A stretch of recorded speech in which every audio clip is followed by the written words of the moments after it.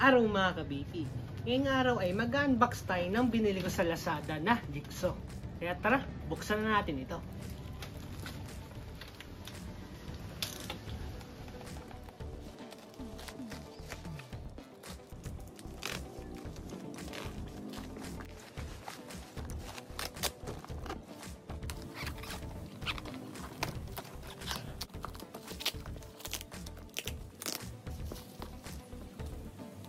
So yun nga no, ito na nga pala yung binili ko sa Lazada na Inco. Yan, jigsaw, 570 watts.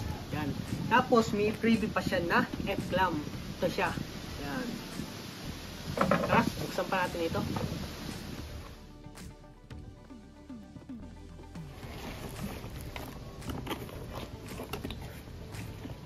May kasama siyang bala. Yan, saka yung manual niya.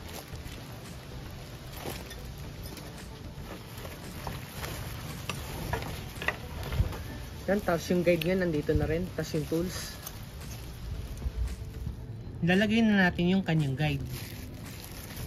Meron siyang haba na 15 cm. Tapos yung kanyang bolt na dalawa na nilalagay dito. Nandito natin siya ilalagay mamaya.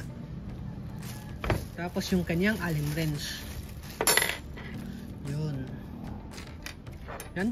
Pwede natin ito ipasok sa kaliwa o kanan kung saan nyo gusto. Kung paano kayo makakating, kayo na bahala doon guys. Yan. Ipasok ngayon dito. Ganun lang kasimple. Yan. Tapos kunin mo lang yung tunilyo mo. Yan. Saka mo lang higpitan to kung nakapix na siya. Yan.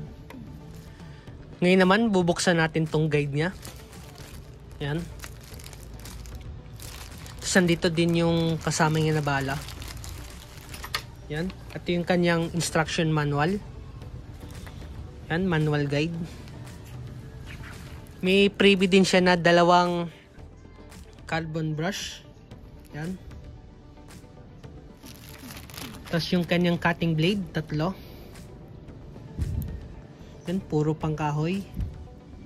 Kunin natin isa, tapos lalagyan natin dito. Ang una yung gagawin ay luwagan tong tunilyo nito. Tong Allen. Yun. Luwagan nila hanggang sa matanggal yung kanyang tunilyo. Yan. Pag natanggal nyo na, pwede nyo na ilagay yung blade. Yan, ito na yung blade nya. Pasok mo yun dito sa ilalim nya. Yan, para dito makasagabal, tanggalin mo natin yung guide. Yan, pasok natin dito sa butas na yan.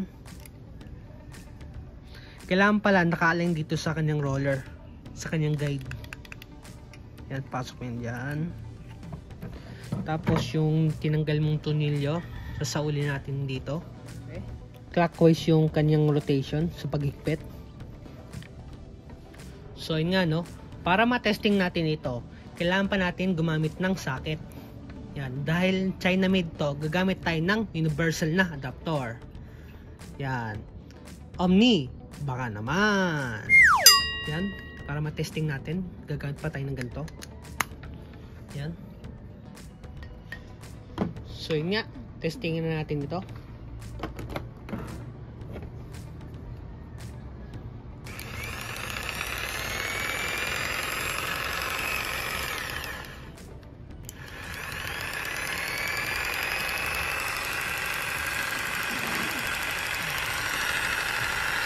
Ito yung kanyang minimum speed. Yan, wala pang binabago dito.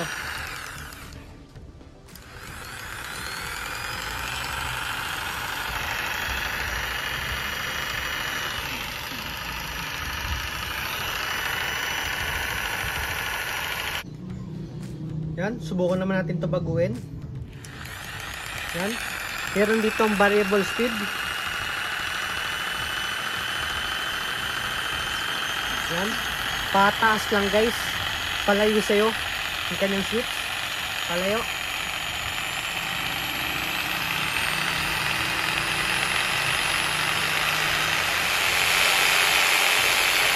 Yan. Ito na yung maximum. Meron din pala siyang lock switch dito kung gusto yung hindi palagi itong pinipindot. Yan, pindutin mo lang to. Yan. Para kahit di mo siya pinipindot, mandar pa rin siya. Yan. Para matanggal sa pagkakapindot, pinutin mo lang to para mamatay. Yan, ganun lang siya.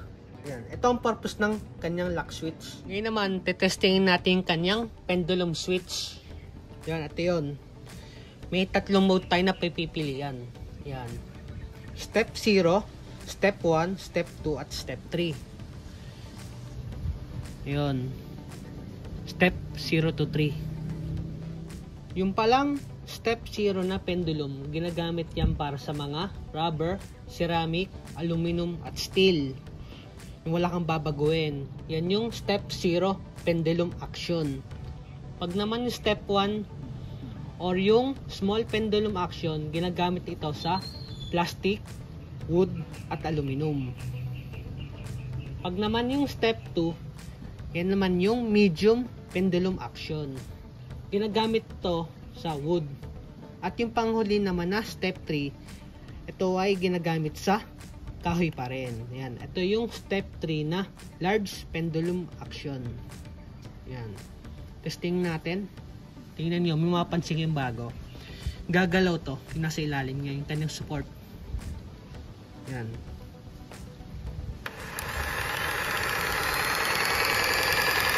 Step 1 na natin. Kung mapapansin nyo yung nasa baba, gumagalaw. Yung kanyang speed pala ay minimum. Yung pansinin nyo, babuhin ko ulit. Yan. Yung kanyang support tumatas nila. Yung step 3, mas malakas yung kanyang pagbabata. Ayun o.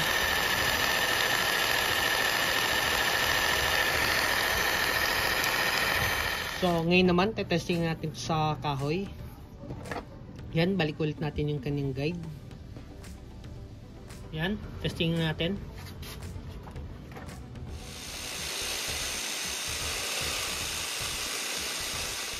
So, ngayon naman, testingin natin yung kanyang 45 degree na cutting niya. Yan. Dito mo siya i-adjust sa ilalim niya. Yun, yung dalawang alin na yan. Gagamit ulit tayo ng allen tool. And bago kayo mag-adjust, dapat yung saksakan ng kuryente tinatanggal nyo para iwas aksidente. Yan. Mas may naman na guys yung maging safe para wala aksidente na mangyari. So ayun na nga Yan. Tapos mapapansin kayo dito sa gilid nga, may mga degree yan. Yan. Yan. May 45 degree, may 30 degree, at may 15 degree. Yung 0, yan yung straight. Yan. Itapat lang natin yung guhit na yan dito sa kanyang reference. Yan. Tapos dito pala sa ilalim nga, may mga ngipin yan. Ayun, doon mo siya itatapat. Yan. Tapat dito sa 45 para walang error. Yan, tapat mo lang yun sa may ngipin niya sa ilalim. Yun, kasikpitan mo na. Huwag ninyo din pala kakalimutan magsuot ng mask. Yan, para protection sa ating baga, para di natin nalanghap yung mga likabok ng kahoy. Yan, napaka-importante din ito.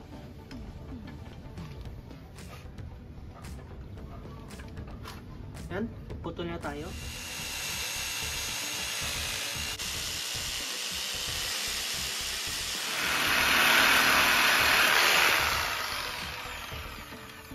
Yan, ito na yung kanyang 45 degree. Yan, ito na yung naputol natin na pang 45. Hindi lang natin to na-layout ng maayos, kaya medyo makakaroon tayo dito ng error. Yan, pero 45 degree naman yun pag inayos natin yan. Yan. Pansinin nyo guys. Yan. Kailangan lang i-align lang na maayos para hindi magka-error. Hindi kasi na-layout ng maayos Ngayon naman, testing natin to sa plywood. Tara.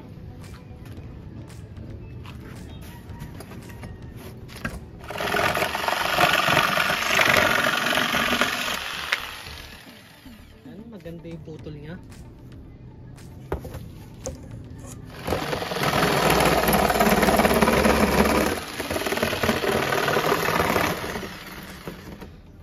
Paalala lang pala, pag gagamit kayo ng ganito, dapat yung ilalim walang tatamaan. Kailangan free yung ilalim niya.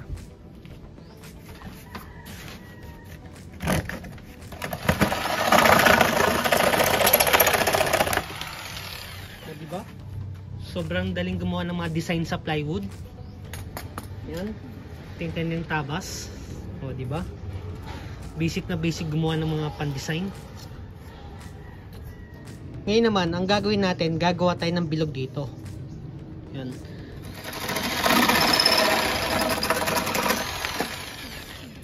O, diba? Basic gumawa ng bilog. Ngayon naman, pag-uusapan natin yung kanyang specification, yung mga kanyang sukat at kung ilang kilo ba ito. Tara! Yung top ay 20 cm. Tapos yung sa handle niya, yung pinapasukan ng kamay, nasa 10 cm. Yan. Tapos yung kanyang front view, yan. Nasa 20 cm.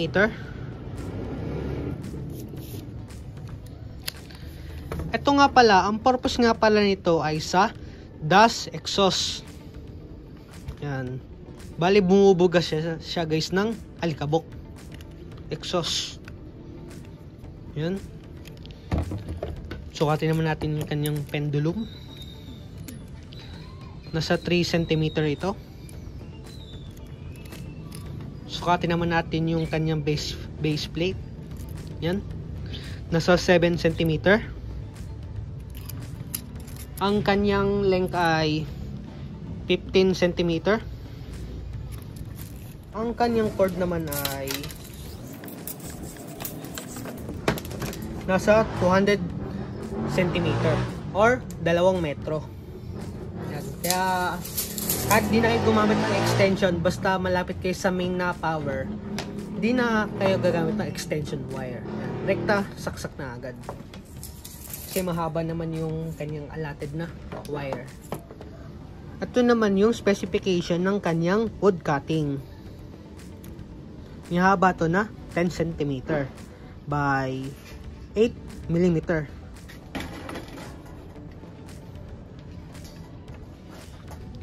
Yung ating tools pala ay tumitimbang ng kulang 2 kilo. Yan. So, bakit nga ba kailangan pa natin to kiluhin? Kasi, kaya kailangan natin to kiluhin kasi dito naka-ayon kung gaano kabilis mapapagod yung manggagawa natin. Kasi, pag mabigat yung gamit natin, mas mangangalay tayo. Pag nangangalay tayo, mas mapapagod tayo. Kaya kailangan alamin din natin kung ilang kilo yung ating tools. Yan. So yun nga, no? Ang masasabi ko lang sa product na ito ay sobrang quality, saka mura pa. Nabili ko nga lang pala ito ng 1,300 pesos lang. Binili ko nga pala to nung 12/12 sale. Yan. Kaya medyo naka-discount din tayo kahit pa paano. Ang tips ko nga pala kung gagamitin nito, dapat naka-PPE kayo kasi yung alikabok nito pwede nyo malangkap. Kaya kailangan magsuot kayo ng mga mask, eyeglasses, gloves, at iba pa. Yan. Tapos, kung hindi nyo na ito gagamitin, dapat papanatilihin yung malinis ito. Kailangan yung mga alikabok, aalisin nyo, ibabrush nyo para pag inimbak nyo, malinis siya. Yan.